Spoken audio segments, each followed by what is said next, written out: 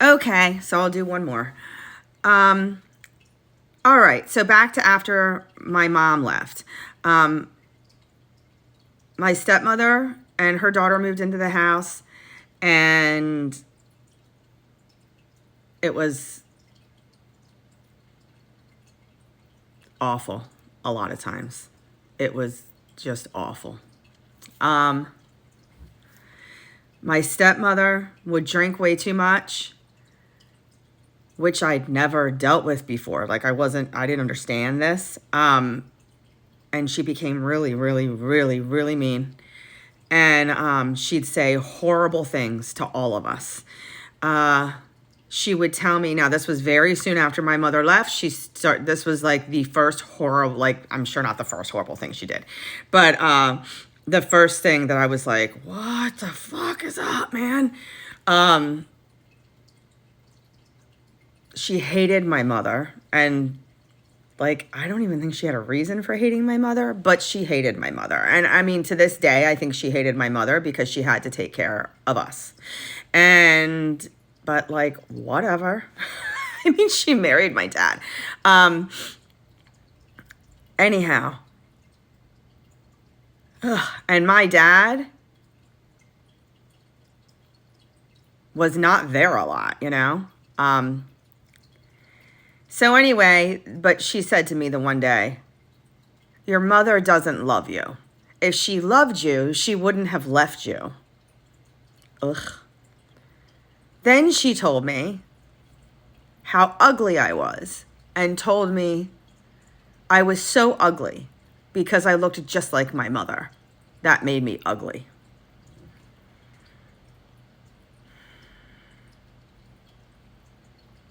Yuck, right? Yuck. What the fuck? So I never before this time in my life ever looked at myself in the mirror and thought, I'm ugly, I'm pretty. I never thought anything of that, ever. Just, you're a kid. You look at yourself and think that's how I look, and you don't even think that. It is what it is, and you just do your shit, right? Oh, well, not now. So now, then she starts calling me fat. I was not fat. But believe me, I believed her. So then, like at 10 years old, I started having issues with my weight, right? Like, what the fuck? She moved in. We were no longer allowed to really snack during the day, where before I never thought about food. So, I mean, it was just, she fucked me up, man. And so we couldn't snack during the day. When my mom lived there, I know this is so petty, but it was big to me then. When my mom lived there, we had milk. We would always drink milk with dinner. We were no longer allowed to drink milk. We could only have homemade sweet tea. That was it. If I didn't eat what I was served, all hell broke loose. I remember I went for 3 days because I wouldn't eat shrimp gumbo, and I still ain't eating fucking shrimp gumbo to this day. I went 3 days without food. I had to steal it so I could eat, right?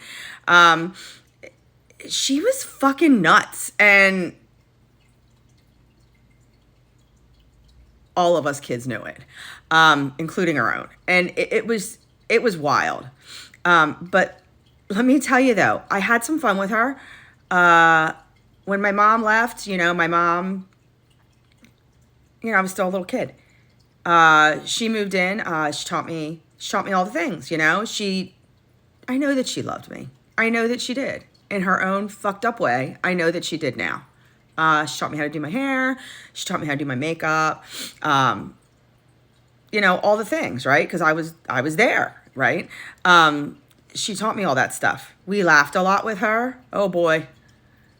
But we cried more. There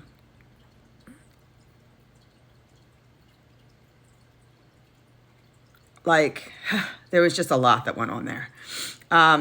So she was kind of shitty. No, not kind of. She was really shitty.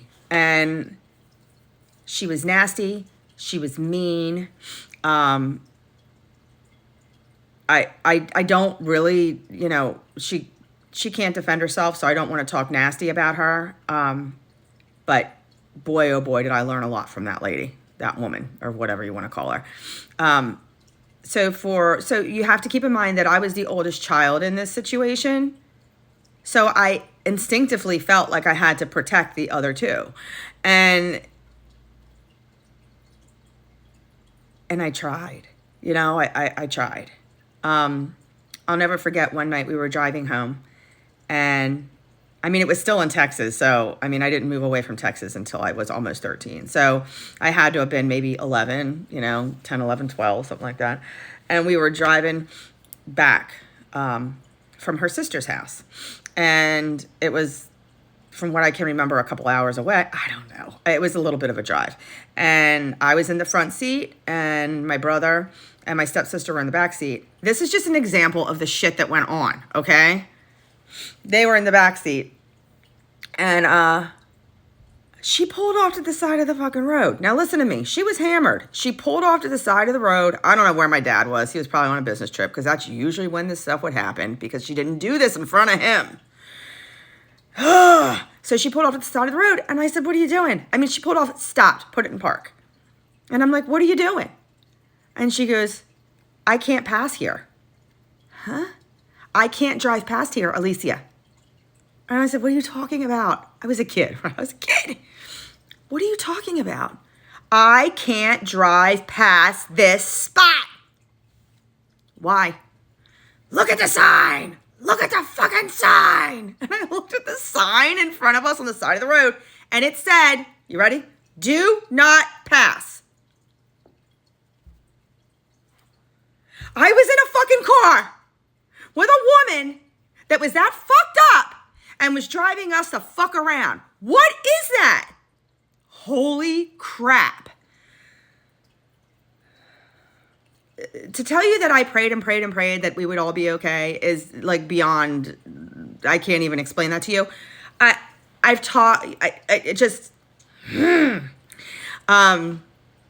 But it was this sort of shit.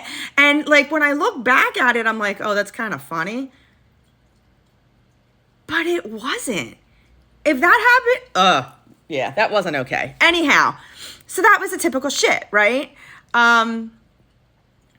I remember also in Texas that there was a teenager that went missing. I'll never forget this. And my stepmother was definitely married to my dad then. There was a teenager that went missing, and they were looking for him and looking for him and looking for him. And I kept thinking to myself, he's like behind, I think it was the Safeway.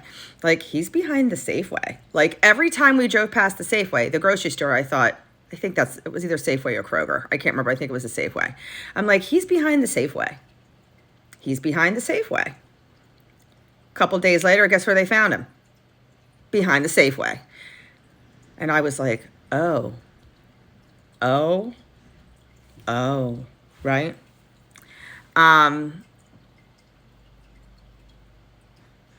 Tried telling people shit. They never listened to me.